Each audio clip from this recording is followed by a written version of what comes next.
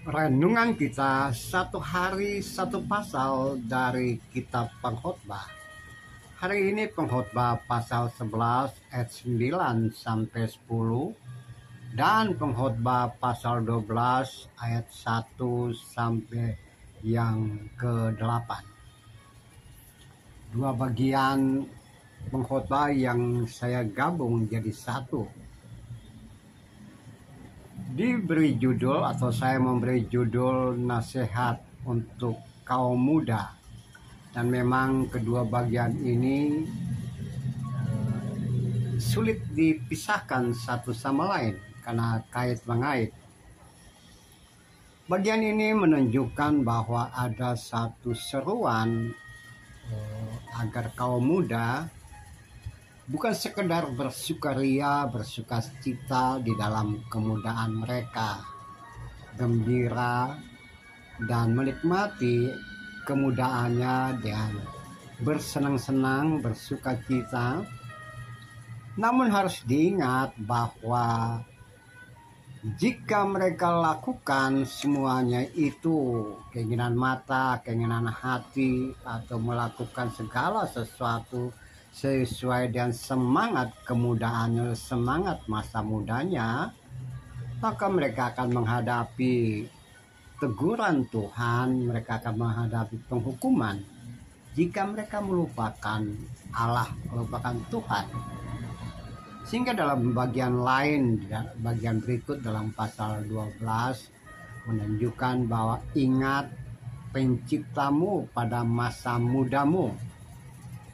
Ingat Tuhan, ingat Allah, Sang Pencipta, Sang Khalik. Karena coba saudara memperhatikan di video yang bergulir di samping, karena di dalam proses hidup dan kehidupan yang sementara, kata Pengkhotbah, yang penuh dengan kesia-siaan itu, ada masanya segala sesuatu berakhir, mencapai titik akhir, dan titik akhir itu nyaris tanpa tanda-tanda atau pemberitahuan sebelumnya. Dia begitu mendadak. Namun dengan hikmat seseorang atau kaum muda bisa memperhatikan segala sesuatu. Jika terjadi, maka itu adalah akhir daripada hidup dan kehidupan, waktu-waktu yang panjang dari kehidupan dan berakhir. Nah, di dalam akhir dari segala sesuatu itu, Pengkhotbah mengatakan segala sesuatu sia-sia, kesia-siaan atas kesia-siaan. Segala sesuatu adalah sia-sia. Saudara-saudara dalam kemanusiaan, saudara-saudara dalam Tuhan, terutama kaum muda yang membaca ulang kitab Pengkhotbah, khususnya pasal 11 ayat 9 dan 10 dan pasal 12 ayat 1 sampai 8 ini, coba kita memperhatikan baik-baik bahwa ada semangat hidup yang baru, ada semangat hidup yang bisa saja membuat kaum muda lupa atas segala sesuatu. Ya, oleh sebab itu Pengkhotbah mengatakan ingat penciptamu sebelum tiba hal-hal yang menghancurkan dan mengakhiri semua kesenangan dan kegembiraan dan sukacita tersebut. Ia memang datang tiba-tiba, air segala sesuatu itu memang datang tiba-tiba. Tapi jika seseorang mempunyai hikmat, dia punya pengertian dan pemahaman, punya kepekaan terhadap segala sesuatu dan tanda-tanda yang Allah berikan, misalnya bulan, matahari, kemudian orang-orang yang bekerja, profesi, kemudian ada kegelapan, ada tanda-tanda dalam di alam, di tumbuh-tumbuhan, atau flora dan fauna. Kemudian ada kegentaran hati, ya, flora, fauna, alam bisa menunjukkan akhir dari segala sesuatu, dan orang akan berseru bahwa ini adalah sia-sia. Bahkan itu juga menunjukkan bahwa nantinya segala sesuatu kembali kepada Dia. debu kembali ke tanah dan roh kembali kepada Allah yang memberikan roh itu kepada setiap orang atau setiap manusia.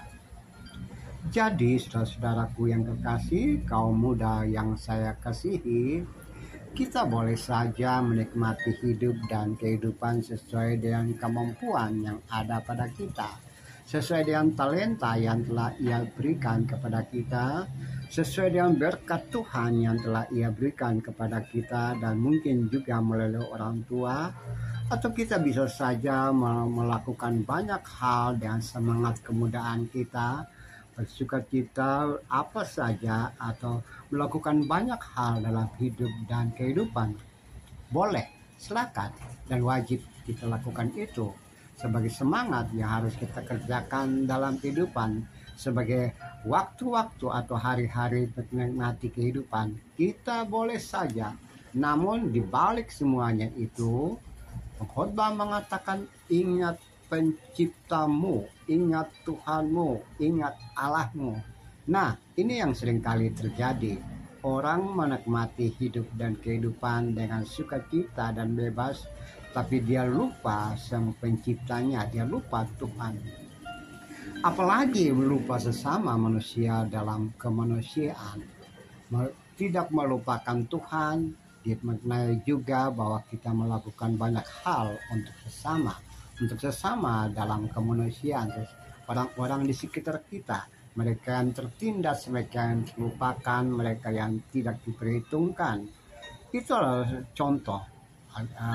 Yesus pernah mengajarkan bahwa apa yang engkau lakukan kepada orang yang kecil dari antara kamu, engkau telah melakukan padaku.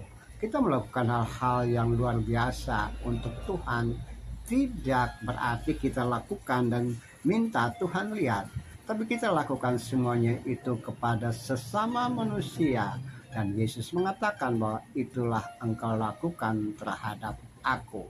Terpujilah Kristus, terpujilah Tuhan. Haleluya. Amin.